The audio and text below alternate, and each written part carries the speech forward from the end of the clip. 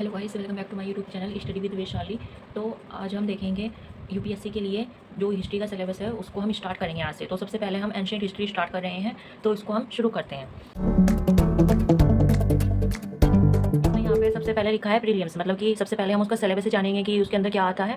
तो सबसे इसका नाम होता है भारत का इतिहास एवं भारतीय राष्ट्रीय आंदोलन। तो ये क्लास फर्स्ट है हमारी। ओके, तो जो ये भारत का इतिहास एवं भारतीय राष्ट्रीय आंदोलन होता है, इसके अंदर ये सब टॉपिक होते हैं। एक तो होता है प्राचीन काल, मध्यकालीन भारत, आधुनिक भारत और 1947 के बाद क्या हुआ था, और जो करंट अफेयर यानी कि अभी जो चल रहा है वो क्या है। ठीक है, तो जो प्राचीन काल है उसको हम पढ़ेंगे 6 लाख बीसी। बीसी मतलब बिफोर क्राइस्ट, मतलब जो ईसा मसीह थे उनके जन्म से पहले के टाइम को बीसी बोलते हैं। तो ये है कि 6 लाख बीसी से लेके 1200 एडी यानी कि अभी का टाइम जो चल रहा है, जो अब का जो 2026 है, तो वो जब 1 से शुरू हुआ था तब से ये 1200 एडी, मतलब तब से जो 1200 हुआ था तब का टाइमिंग यही है। तो इसमें हम पढ़ेंगे प्राचीन काल के अंदर 6 लाख बीसी से लेकर 1200 एडी तक पढ़ेंगे।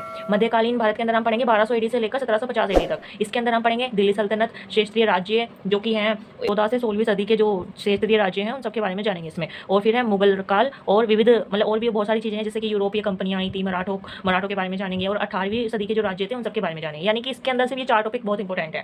अब यहाँ पे देख रहे थे, देखो सबसे पहले जो पीटी है इसके अंदर 15 क्वेश्चन आते हैं, 15% आते हैं। पाषाण काल पहला टॉपिक है, इससे लेकर पूर्व मध्य पाषाण काल तक टोटल 10 टॉपिक होते हैं जो कि प्राचीन काल के अंदर में आते हैं। जो ये पाषाण काल है ये 6 लाख बीसी से स्टार्ट होता है, और जो पूर्व मध्य काल 750 से लेकर 1200 एडी तक ये चलता है। अब हम देखते हैं आधुनिक भारत में हम क्या क्या पढ़ेंगे। तो उसके अंदर हम पढ़ेंगे जैसे 1750 से लेकर 1857 की क्रांति हुई थी वहाँ तक के बारे में पढ़ेंगे अलग से, और 1857 से लेकर 1947 तक जब हमारा देश आज़ाद हुआ था वहाँ तक जो भी हुआ था उसके अंदर में वो सब पढ़ेंगे। और राष्ट्रीय आंदोलन के बारे में जानेंगे जो 15 अगस्त से जो कि 15 अगस्त 1947 तक है।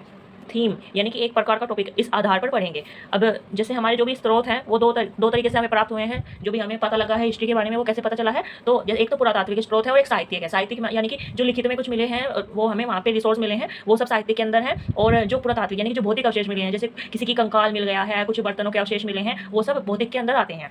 हम देखते हैं मुख्य परीक्षण यानी कि जो मेंस के अंदर में पर्सन आएंगे वो कितने हैं। तो इसके अंदर 6 से 7 पर्सन आते हैं इतिहास के, जिसके टॉपिक इस तरीके से हैं संस्कृति एवं विरासत, इसमें से 1 या 2 क्वेश्चन आएंगे इसके अंदर से। और जैसे ये है प्राचीन से लेकर आधुनिक काल तक, और फिर उसके बाद आधुनिक भारत, इसमें से 3 क्वेश्चन आ सकते हैं। और ये पढ़ना है हमें 18वीं शताब्दी के मध्य से वर्तमान तक, जैसे कि 1750 से लेकर 1991 तक पढ़ना है। इसके अंदर भी हमें 3 टुकड़ों में इसको पढ़ना होगा, 1750 से लेकर 1857, 1857 से लेकर 1947, और उसके बाद जो पोस्ट इंडिपेंडेंस टाइमिंग है जो 1947 से लेकर 1991 तक है उसके बारे में पढ़ना है। और जैसे कि आपको पता है मुख्य परीक्षा में जीएस के 4 भाग होते हैं, और जो कि सारे के सारे 250 नंबर के होते हैं, और टोटल 1000 मार्क्स के होते हैं।